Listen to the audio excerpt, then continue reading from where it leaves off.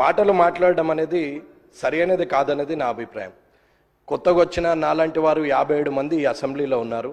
మిమ్మల్ని చూసి మేము నేర్చుకోవాలి, కానీ మీరు మాట్లాడే భాష ద్వారా ఇంకొక 4 పదాలు కలిపి దిగజారిపోయే భాషను మాట్లాడేంతటి మాటలు మాట్లాడడం బాగుండదని అనుకుంటున్నాను.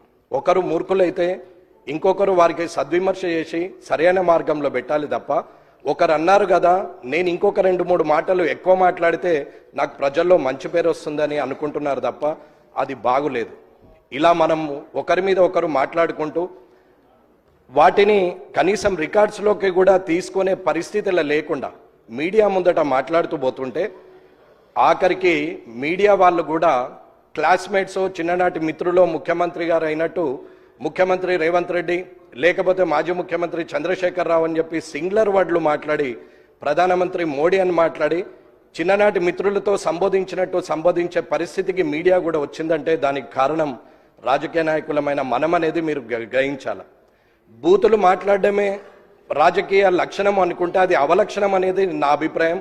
దయచేసి సభలో ఉన్నటువంటి పెద్దలందరూ కూడా చంద్రశేఖరరావు గారి నుంచి మొదలు పెడితే ఇప్పుడున్న ముఖ్యమంత్రి రేవంత్ రెడ్డి గారి వరకు మధ్యలో ఉన్న మంత్రులు కానీ ఇక్కడున్న ఎమ్మెల్యేలు కానీ కొత్తగా ఎన్నికైన మాలాంటి వాళ్ళు కానీ రానున్న శాసనసభకు వచ్చే సభ్యులు కొత్త వారికి కూడా మంచి సందేశాన్ని ఇవ్వాలని, మంచి సభా సాంప్రదాయాన్ని ఇవ్వాలని, రాజకీయంలో మనము మంచి పేరు తెచ్చుకోవాలనేది అందరి సభ్యుల్ని నేను కోరుతున్నాను.